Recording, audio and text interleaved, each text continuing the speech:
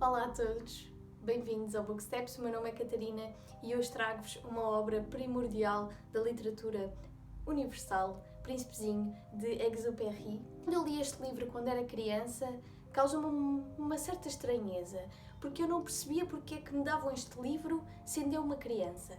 Nessa altura acho que já tinha um pouco de consciência de que isto não era um daqueles típicos livros que eu lia das Amigas para Sempre ou do Capitão Cuecas.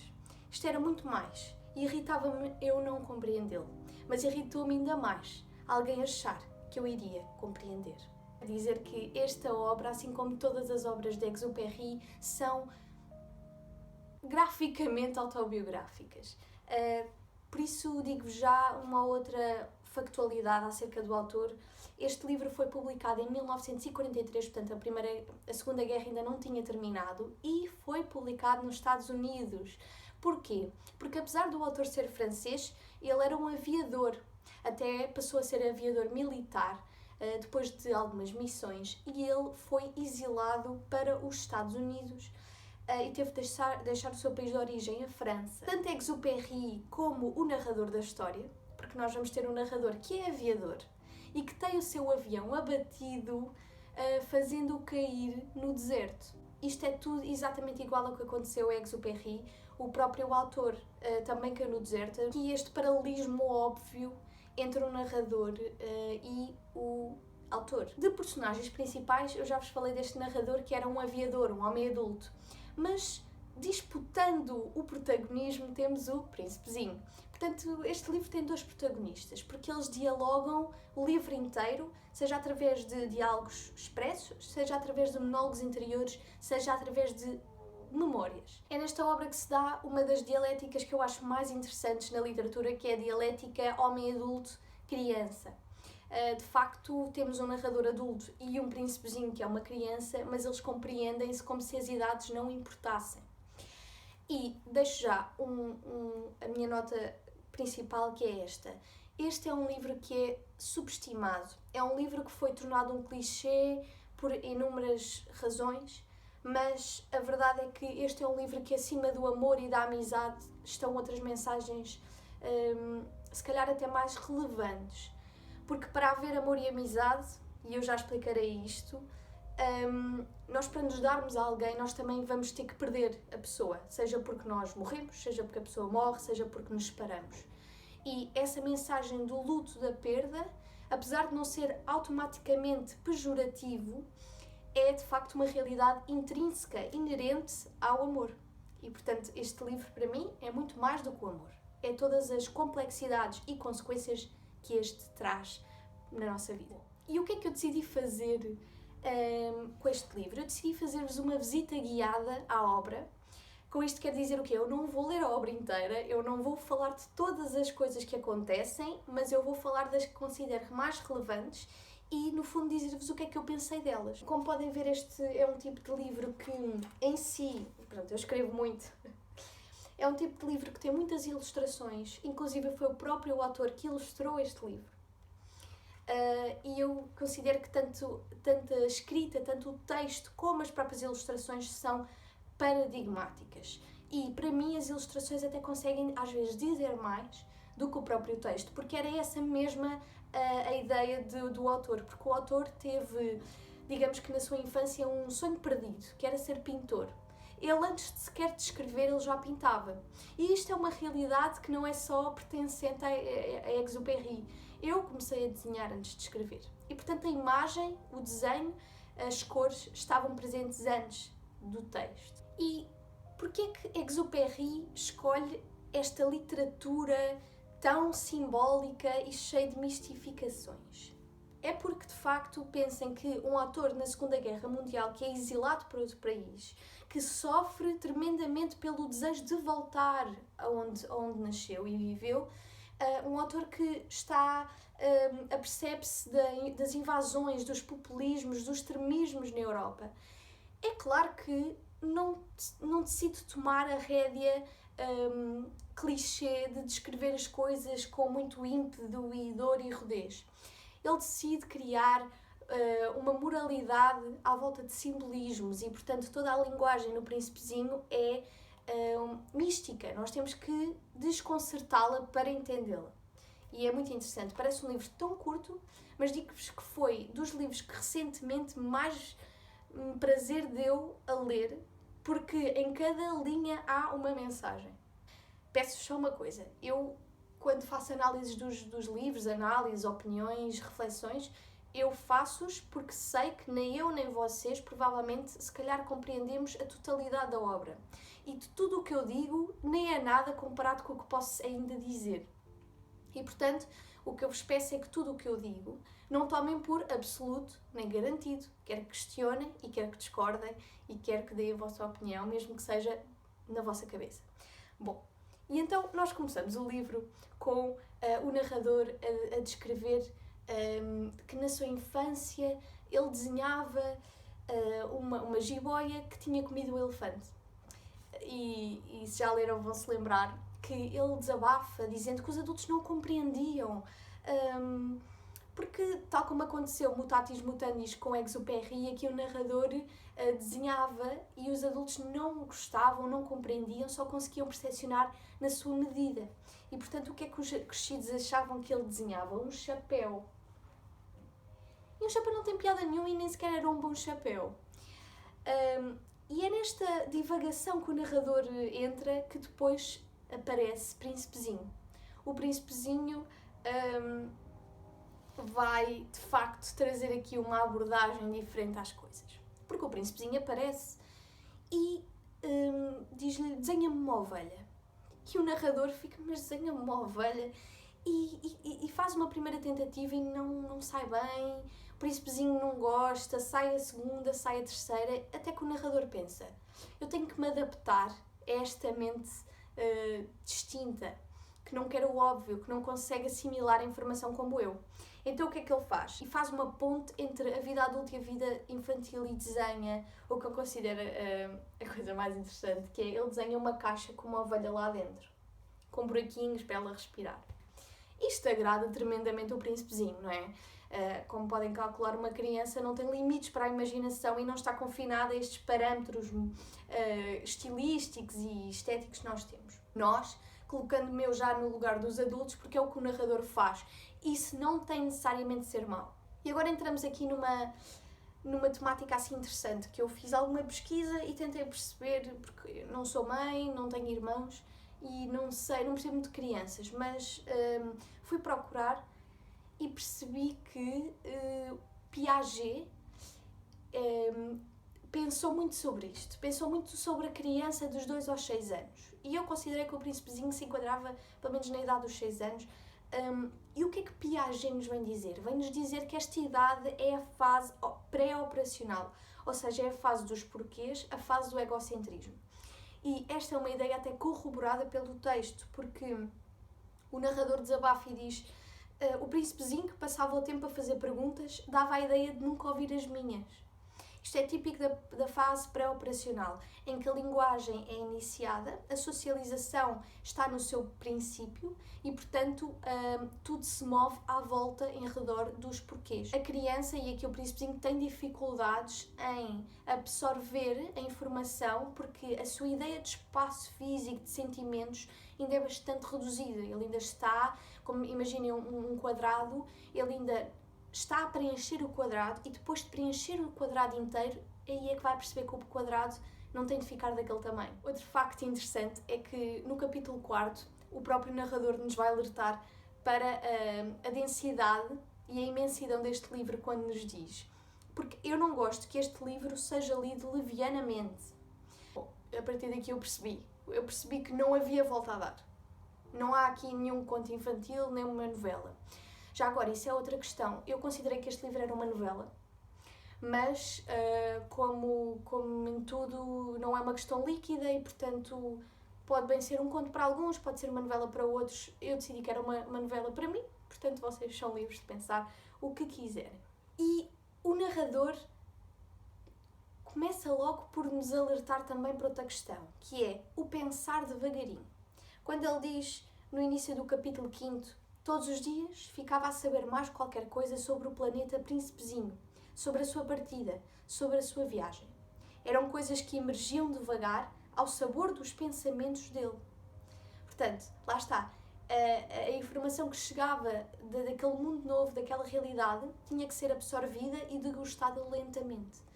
Porque senão corria o risco de ser como aos adultos, de olhar e refletir prontamente, sem chegar a nenhuma conclusão. Olhar e estabelecer uma ligação sem necessariamente ser uma ligação coesa e com princípios morais. Porque quando nós aprendemos algo, nós temos de aprender com base no que o outro quer passar e não só no que nós queremos ver.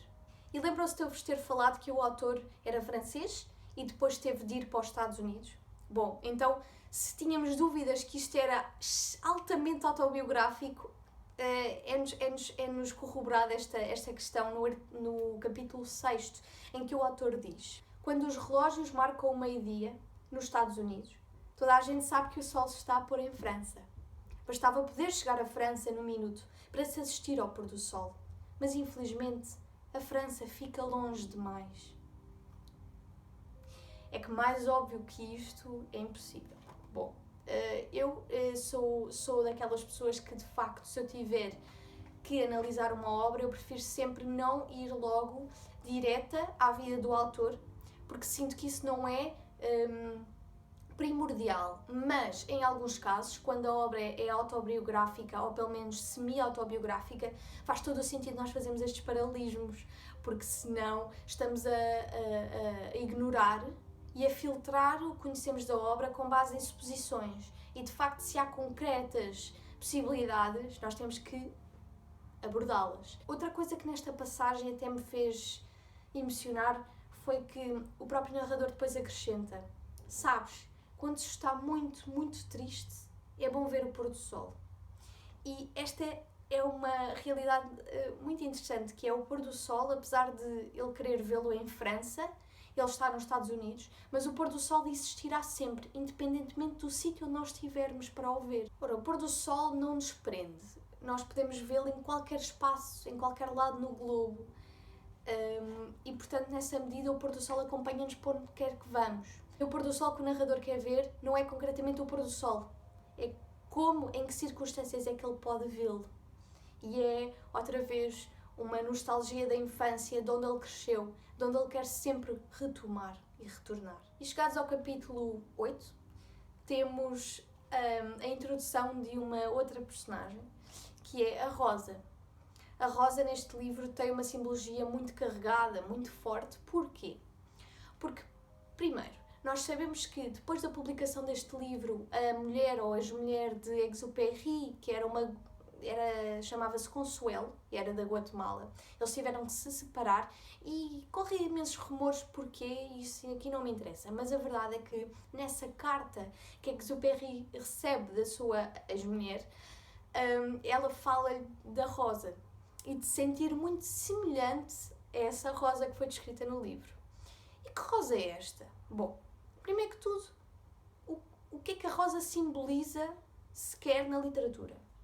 A Rosa na literatura sempre teve uma componente muito específica de ligação a alguém amado. Mas aqui na história do Príncipezinho, a Rosa sofre uma mutação, é personificada.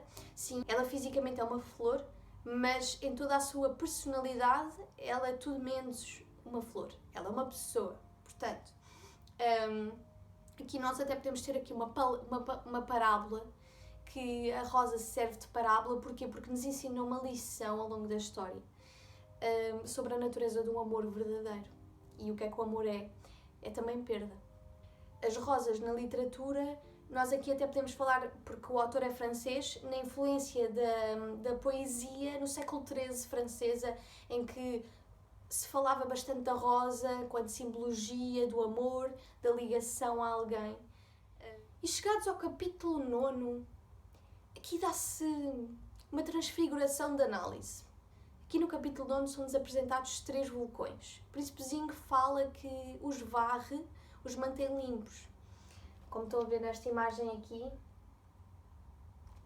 Bom, e nestes 3 vulcões há muita opinião de vários autores e de críticos literários sobre o que poderão ser estes 3 vulcões. Nós sabemos que 2 dos vulcões que o Príncipezinho limpa estão ativos e um está extinto.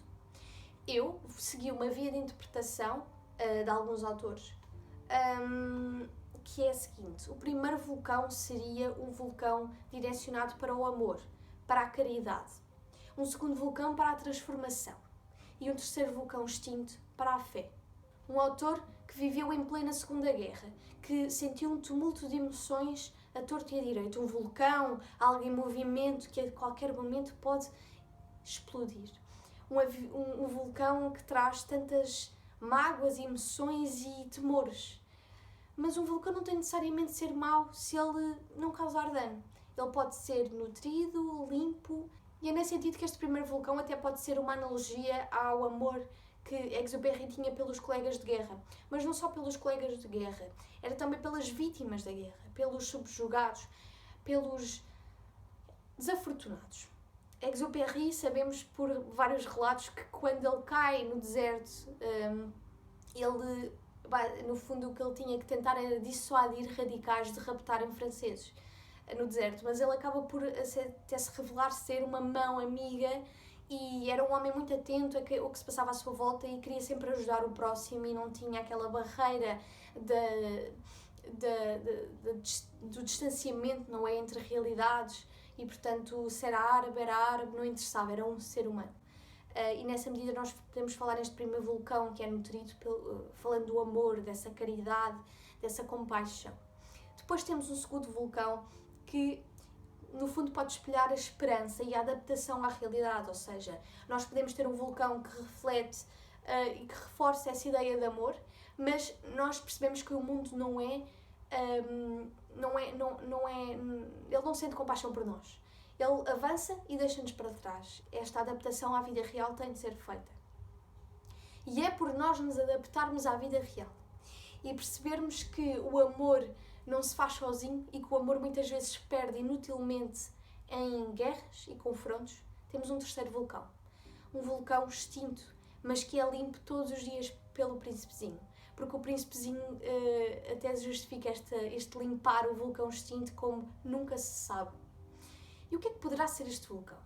Bom, eu acho que é a fé que está adormecida, a fé que está perdida, porque nós também tivemos acesso a uma carta que Exupéry escreveu, ou um relato que ele contou, em que ele dizia o seguinte: se eu tivesse fé, só suportaria solesmos. Bom, isto quer dizer o quê? Se ele tivesse fé, ele tinha ido para um convento e não para a guerra. E nós percebemos que, porquê a guerra? Porque este confronto, onde é que está Deus? Porquê é que Ele não nos ajuda? Porquê é que Ele nos vira uns contra os outros? E nós percebemos aqui que Exupéry se confronta com algumas das religiosidades que foram incumbidas na sua educação ao longo da infância, mas que ele de facto já se distanciou porque não consegue compreender a base dessa fé. Ela está... Enfim, mas isso não o impede de limpar o vulcão, porque ele nunca se sabe, não é? Nunca se sabe. Bom, e chegados aqui, entramos numa das partes mais interessantes do livro e mais caricatas, carismáticas, que é quando o narrador nos conta das aventuras do príncipezinho quando ele vai passear, viajar, deambular por vários planetas. E no primeiro planeta nós deparamos com um rei. Portanto, o príncipezinho chega a este planeta, ele é um viajante, e está lá um rei que dá ordens e quer de súbditos e manda no príncipezinho. Mas o facto curioso é que o príncipezinho rejeita sempre estas ordens e ele reconhece que tem livre-arbítrio e que pode aceitar dizer não. E nós entramos aqui num subgénero literário que é narrativa picaresca. Muitas vezes é um romance picaresco, aliás, acho que não referi isso no vídeo Dom Quixote, mas é uma realidade, o romance picaresco em que há alguém que viaja de lugar para lugar e vive muitas aventuras. E neste livro temos, durante estes capítulos em que ele viaja, o príncipezinho de planeta para planeta, temos aqui um subgénero bastante ativo, picaresco. Enfim, este rei é uma figura que muito satirizada, mas ele não é satirizado pelo sistema político que representa, é satirizado pela própria pessoa, pelo que é, pela sua personalidade. E em si isto já é uma novidade. Normalmente nós usamos personagens na literatura, são usadas para satirizar todo um grupo, mas aqui não. Aqui não é um grupo que é satirizado, é o próprio rei. Depois, num planeta a seguir, nós conhecemos o vaidoso. Um senhor que é tão vaidoso, que ele só é vaidoso porque não há mais ninguém a quem se comparar. É um vaidoso que é melhor que toda a gente, mais bonito que toda a gente, mais inteligente, mais rico, mais tudo. Mas percebemos que ele só é assim porque está só. Porque ele não tem termo de comparação. Porque se tivesse, não seria o melhor. Não seria o mais vaidoso. Depois vamos para outro planeta, em que há um bêbado. O bêbado é uma personagem muito interessante, porque o bêbado diz que sabe que não deve beber, mas bebe, citando, porque tem vergonha de beber. Bom, enfim, de facto o bêbado vive lá, sozinho, no seu planeta, e tem consciência do vazio que é a sua vida, e por isso é que bebe. Mas, mais uma vez, o príncipezinho chega a este planeta, como chegou aos outros dois, e traz uma oportunidade de quebrar o ciclo de que esta vida tóxica e infrutífera, mas estes anfitriões destes planetas não se ralam. Não ligam a importância, deixam o príncipezinho avançar para o próximo planeta e perdem a sua oportunidade de quebrar aquela monotonia e até vida tóxica que tem. Depois vamos para um próximo planeta, que é quando nos deparamos com o homem de negócios. Bom, este aqui revi já muita gente que eu conheci neste senhor, mas de facto o que é mais interessante é que este homem de negócios só vê números, incluindo o príncipezinho diz: há tantas estrelas. E ele diz: sim, mas as estrelas também só me interessam porque eu posso contá-las. Uma coisa interessante é que o príncipezinho vai criar um paralelismo entre o homem de negócios e o bêbado. Ele próprio diz: este só parece o meu bêbado a raciocinar. Porquê? Porque ambos se ocupam de inutilidades. Um com bebida, um com números. No fim, não há nada ali que se revele importante e que lhes traga alguma vantagem. Eles perdem o seu tempo no nada a fingir que estão a fazer alguma coisa. E o príncipezinho diz: eu não quero isto para mim, isto não faz qualquer sentido. E chegados aqui, vamos para outro planeta. Este é o meu planeta favorito. Fiquei completamente... absorvi-me de uma forma que eu nem vos digo. Neste planeta as coisas são diferentes. Nós temos um senhor. Primeiro, este é o planeta mais pequeno de todos. E depois temos este senhor que a única coisa que faz é acender e desligar um candeeiro. Portanto, a profissão dele, ou o que ele se ocupa, é isto: são candeeiros. E ele liga e desliga, liga e desliga. E o príncipezinho ao início tenta romantizar esta atividade, dizendo até: quando acende o candeeiro é como se fizesse nascer uma estrela. Ou então uma flor. Quando apaga o candeeiro é o mesmo que pôr a flor ou a estrela a dormir. É uma ocupação muito bonita. E como é bonita, é útil. Bom, mal sabia o príncipezinho, quando começasse a questionar, que isto de útil e bonito não tinha nada. Porquê? Porque o príncipezinho depois questiona: então, mas porquê que tu fazes isso? Alguém te manda? E o senhor responde: são ordens. E o príncipezinho: ordens? Que ordens são essas? Para apagar o candeeiro? Ordens são ordens. Calcula tu que o planeta cada ano gira mais depressa e as ordens nunca mudam. Aqui percebemos: este senhor é igual aos outros adultos. A única diferença é mesmo a atividade com que se ocupa. De resto é exatamente igual, porque ele move-se inerte, inebriado pela vida, fazendo as coisas de uma forma mecânica, sem sequer se questionar porquê. Nós já vimos que a Exupéry traz a religião, ainda vai trazer mais vezes ao longo do livro, e nós sabemos que não é só na Igreja Católica que as velas têm significado. Os judeus também, com as velas Sabbath, também trazem esta dimensão simbólica de iluminar, do ato de iluminar, de acender uma vela, como os candeeiros aqui. E nós podemos falar: estas ordens de que o Senhor acata vêm de onde? No planeta não há mais ninguém, ele próprio não consegue expressar quem é que lhe dá as ordens e, portanto, vem de uma força exterior àquele planeta, que ele não vê, que ele não sabe quem é. Bom, isto está-me a parecer... está-me a fazer lembrar de alguma coisa. E outra coisa sobre este homem dos candeeiros é que ele diz: do que eu gosto na vida é de dormir. Portanto, ele vive apagado. Se há coisa que este senhor dos candeeiros nos mostra é que ele é o único que não tem culpa. Ele é uma vítima das circunstâncias. Porquê? Porque o seu planeta é tão pequenino que mais ninguém conseguiria viver nele. Portanto, ele é solitário não porque quer, mas porque não consegue viver de outra forma. E aqui é que eu senti assim uma dor. Depois vamos para o sexto planeta, que é o geógrafo. O geógrafo é um homem que escreve na secretária, ele conhece os desertos, os mares, tudo, mas ele não se levanta daquela cadeira. É outra percepção rígida das coisas. Cada senhor do seu planeta vive de forma rígida, mas este senhor, este geógrafo, vai dialogar com o príncipezinho e vão chegar à conversa das rosas. E o geógrafo vai dizer: eu não me ocupo das rosas porque as rosas são efêmeras. E o príncipezinho, na idade dos porquês, questiona sempre o que é efêmero e o que é que isso quer dizer. E aqui o príncipezinho pensa: mas espera, a minha flor, a minha rosa que eu deixei para trás é efêmera. E citando: e só tem 4 espinhos para se defender do mundo inteiro. E eu deixei-a sozinha. E aqui dá-se um arrependimento que, enfim, vai demonizar o príncipezinho. Enfim, temos um 7º planeta, que é, não mais não menos, do que o planeta Terra. E o planeta Terra aqui já vai trazer um tom confessional, porque o príncipezinho, observando o planeta Terra, vai-se aperceber que até agora só viu o universo do prisma do homem, pelo prisma do homem. Quase um prisma antropocêntrico, não no termo literal, mas ele apercebe-se: eu estive a ver as coisas com base no que os homens me viam, diziam e o que eu discordava deles. Mas os homens, a humanidade, não são um ínfimo do universo? O que é que eu estou aqui a fazer? Do que é que eu estou a falar? Como é que eu estou a absorver a informação que me dão? Estou a filtrá-la. E não é coisa boa.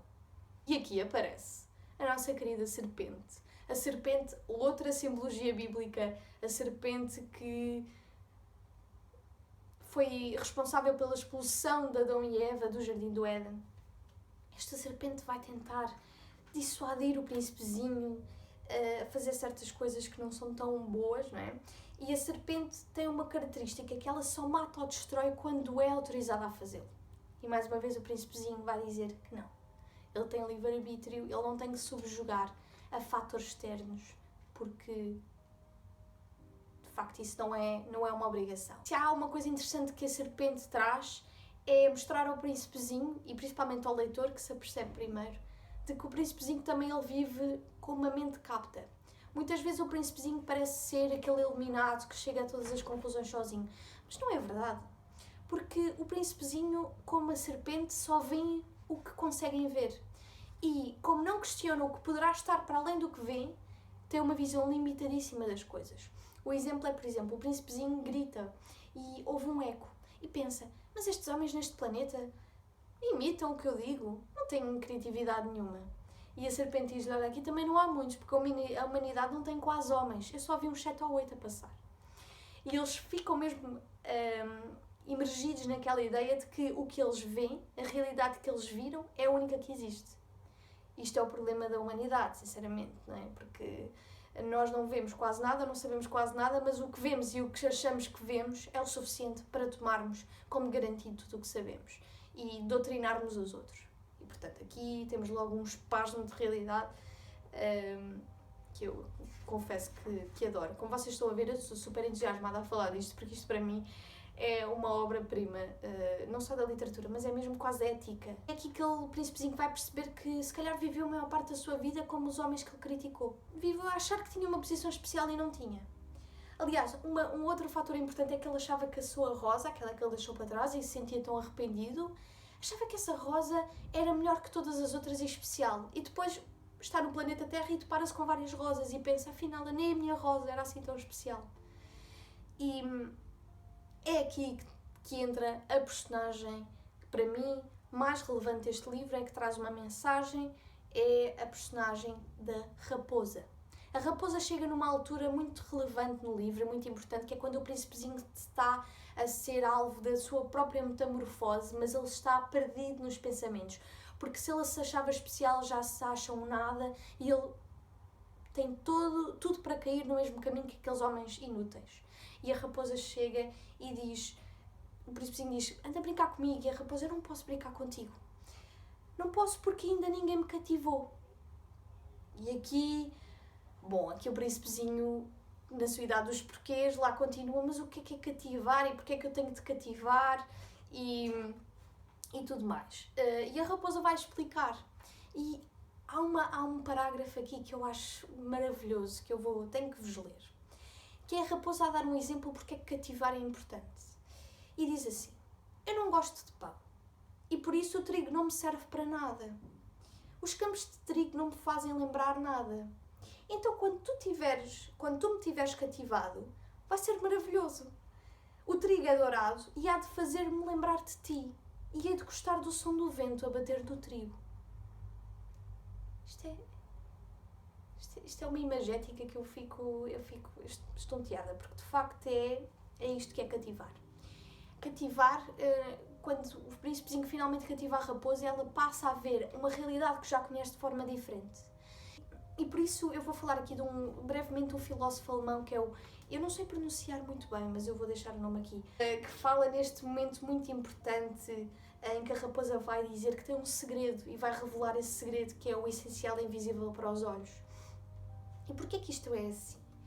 Isto é assim porque nós temos que perceber que o príncipezinho, a partir do momento em que houve esta lição, este segredo, ele vai tomá-lo como absoluto. Vai repetir a tudo o que encontra aí por todos os lados que esta mensagem, este segredo da raposa e esta repetição é muito importante para este filósofo. Porquê? O ser vai manter esta ideia na sua cabeça e repeti-la para que a lição não se esmoreça. Ou seja, a linguagem vai se tornar um modo de ser. O que ele interioriza só terá realmente relevância quando ele não só a passar aos outros, como que ele repetir a lição para perceber que ela é importante. E a linguagem aqui é essencial. Não haverá nada tão bom como repetir as lições que nos ensinam e adaptá-las à realidade que vamos conhecendo. O próprio narrador, quando nos está a contar estas peripécias todas que o príncipezinho já lhe contou, não é? O narrador, ele próprio se apercebe e finalmente do segredo da raposa, porque o narrador vai nos dizer o seguinte: casas, estrelas ou desertos, é tudo a mesma coisa. O que lhes dá beleza nunca se vê. E aqui é que se dá a real moral da história, que se nos contos de fadas aparece no final do término do livro. Aqui no Príncipezinho a mensagem, a lição vai ser paulatinamente desvendada, vai ser descortinada, porque a lição não tem de ser no final. Nós não temos que achar que o percurso da viagem é menos importante do que a chegada. Não é tanta a resposta à pergunta, mas mais o facto de fazer a pergunta que interessa. Por exemplo, portanto, estão a ver assim, esta ideia que o Exupéry quis trazer no fundo é essa, é que o que é que nos interessa nós alcançarmos as coisas, nós termos isto, sabermos aquilo, se não aprendemos nada pelo caminho, se no final isso é só ou um bem material ou algo que nos gabamos. Vamos viver sozinhos e solitários se não conseguirmos ter mais, se não conseguirmos amar e saber perder. A lição aqui que nos ensina é o esforço, a alcançar algo pelo esforço próprio. Porque o príncipezinho, quando chega à Terra, ele até conhecer o narrador, porque nós estamos aqui, esta narrativa é muito interessante porque nós sabemos a história do príncipezinho pela voz do narrador, pelo que o príncipezinho lhe contou. E há aqui um episódio que é o príncipezinho já anda há dias e dias no deserto, no planeta Terra, e não tem água. Ele está desertificado, está cheio de sede. E um senhor, um vendedor, diz-lhe: olha, eu tenho aqui uns comprimidos e tu vais poupar muito tempo se tomas este comprimido e é como se tivesses bebido água. E o príncipezinho pensa assim: não, eu não quero esse tempo, eu quero esse tempo para procurar a água, para encontrá-la. E é mesmo quando ele encontra o narrador e o narrador lhe concede um balde de água, que aquela água sabe melhor do que nunca, porque aquela água não é só sede física, é da alma também. E chegados aqui, eu não vos vou contar mais, porque se não leram o livro, espero bem que façam em breve. Mas quero só dizer o seguinte: nós a partir daqui para a frente no livro é a perda, o luto, a dor, a carência. Nós para amarmos temos também, nós para sermos amados temos de amar, temos de saber perder, como eu já vos disse, e de facto aqui eu não estou a dizer, a dar um mega spoiler e dizer que vai tudo morrer e é tudo uma tristeza, não tem nada a ver com isso, aliás. Se vocês pensarem isso é porque ainda não entenderam o livro. Bom, o que eu queria dizer é, esta é uma narrativa circular, trata a exploração individual, trata, mais importante que tudo, as lições têm de ser encontradas por nós, individualmente. E isto é uma temática que eu acho que já falei em vários vídeos e que eu sou muito apologista, que é: pensem por vocês. Não aceitem nada, nem do que eu vos digo, nem do que os outros vos dizem, por absoluto. Isso é um erro crasso. O Príncipezinho traz-nos... O Príncipezinho, enfim, é um menino que vive dentro de Exupéry. E tanto o Príncipezinho como a Exupéry nunca foram só crianças nem só adultos. Eles vivem num limbo que é essencial para a nossa vida. Não nos levarmos demasiado a sério. Termos um propósito, mas não ser o único propósito. Nós estamos sempre em busca de algo. Não nos subjuguemos a realidades que achamos concretas. Não faz falta. E digo-vos só uma coisa. Este é de facto um dos melhores livros que eu já li na minha vida. Eu não o compreendia, e admito aqui, não tinha capacidade para o compreender. Se calhar nem há 3, 4 anos. E com isto não vos quero doutrinar e dizer que têm que adorar este livro, porque não é verdade. Como eu adoro este, vocês adorarão outros. O que importa é ler. Ler é muito importante. É questionar. Viajar. Falar com pessoas. É o que eu vos deixo. É esta a lição. E tantas outras que vocês descobrirão por vocês próprios. Obrigada. Até mais.